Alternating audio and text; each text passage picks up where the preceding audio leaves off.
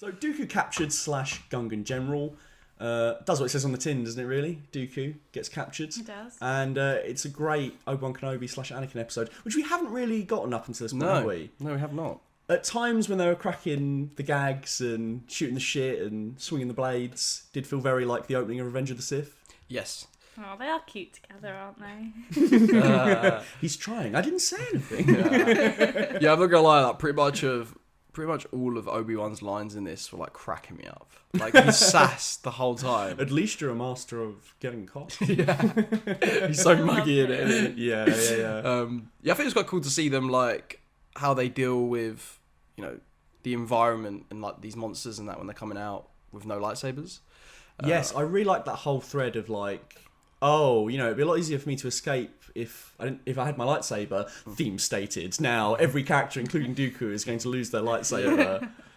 But I thought that was cool though. Like I just thought that was a cool idea to see them like be a bit more resourceful. Like I was thinking that's a big monster. And when they were at the Gundark, and when they were throwing the rocks at the Gundark, I was like, and it was batting it off. I was like, oh, okay, they might be in some trouble. He looks like a big Tasmanian devil. Like, blah, blah, blah. He does. Yeah. It's also funny that you mentioned Gundarks because Gundarks were mentioned in in Attack of the Clones, weren't they?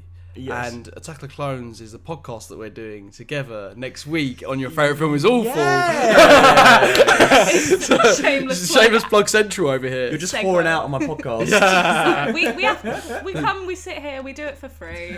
We have to get something out. See, this is where you're wrong. This is my podcast. Don't tell everyone you're not getting paid.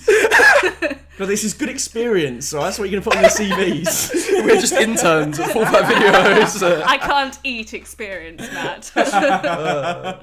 Stop paying us. Me and Charlie are starving. What are you talking about? No, it's great. So, Clone Wars. Yes.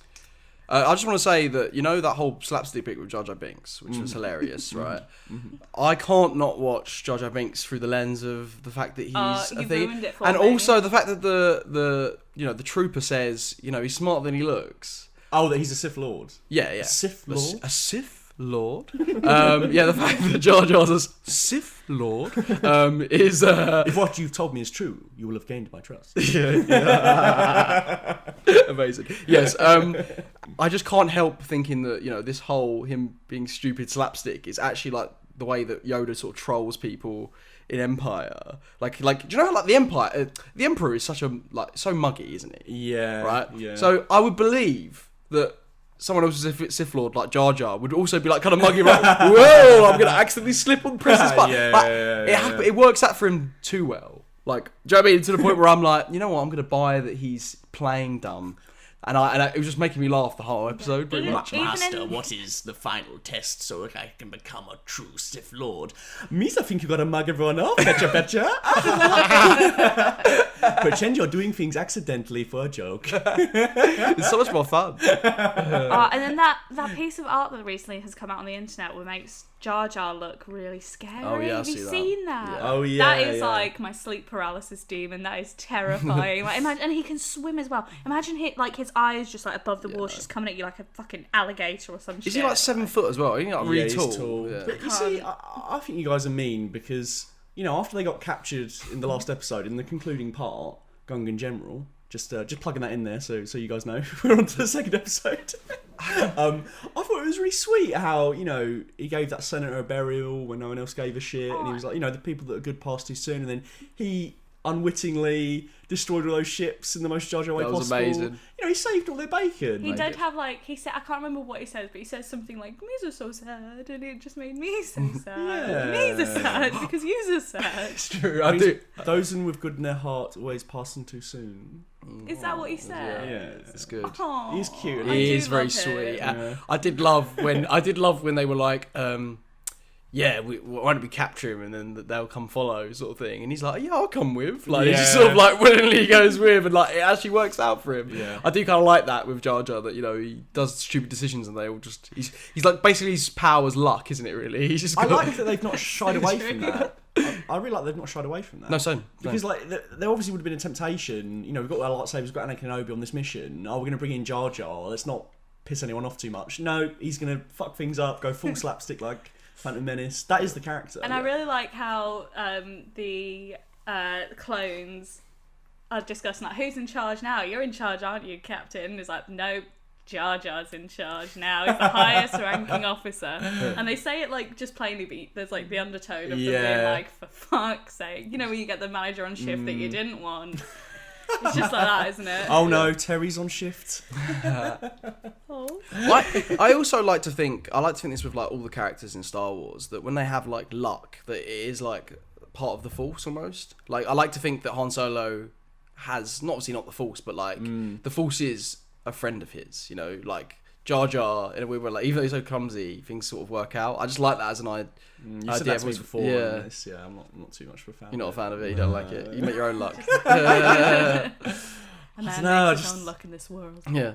I don't know. I just think it's messy because it's like once you say that everyone can like tap into the Force. That's not what I'm saying. No, I'm not I saying think the that. Force is there for everybody. Otherwise, it wouldn't be the Force. Yes, I'm not No, saying. I know what you're saying. Yeah. I know what you're saying. I don't know. I just I don't know. Some I people quite wear like... the Force as a nice warm blanket, and some people use the Force. No, I get what you're saying. It's like he's not doing like anything superhuman. It's more just like, do you know what I mean? When he shoots that shot against the TIE fighters in the Death Star trench run and manages to give Luke, you know, the chance to blow it up. It's like, oh, he tapped into the Force a little bit. No, I see what you're saying. I don't know why it doesn't sit right with me. You know what I think it is like I really don't like the whole trend of like giving non-Force sensitives lightsabers and Yeah, I don't like like that. and like having them flirt with like all that kind of stuff when they're non-Force sensitive.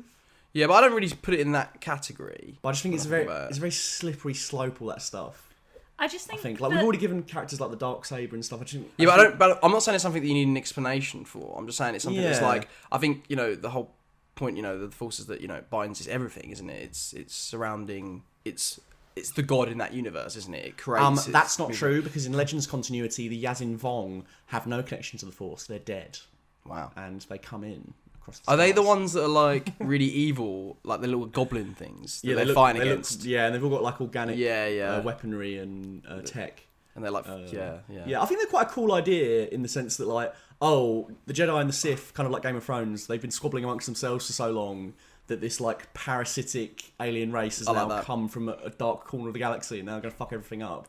I also saw that once there was a theory that Palpatine made the Death Stars because he was the only person that knew that this was coming. That's a great idea. Yeah. That's Yeah. really cool. And that would have been interesting for the sequel trilogy, wouldn't it? Because like, what if Luke had to like go back to the Death Star rather than for like a J.J. Abrams? Oh, isn't it great that we've got some intertextual references in here? You remember the Death Star, right? That's really great. Rather than that, what if it actually had like an organic reason to the story and it was actually like him finding all that stuff out as like the Yuuzhan Vong are about to like descend, and he's like, oh shit! Like as much as Palpatine was like this ultimate evil, he made this Death Star. You know, obviously for his authoritarian rule, but also for this other thing. And now I'm faced with the decision: oh, should I rebuild it or reactivate it to try and fight the Yuuzhan it Vong? feels That'd very be great. Star Trek. It does feel very Star Trek because it's like a moral quandary, isn't it? Of like, oh, I build this like, you know, destroyer of worlds. Yes. But will it help us for this thing in the future? Yes, of course. Will it be used for ill will? Yeah, I really like that. Terrifying. I think that would have been a really cool way for the sequel trilogy to go. Definitely. Definitely. A much better way than it did go. I quite liked the banter between Obi-Wan and Dooku a lot in this episode. Like, I like as well that they have like quite a bit of respect for I each think other. they're two sides of the same coin. They're Yes. both gentlemen. Yes. Yeah. They're both Civilised.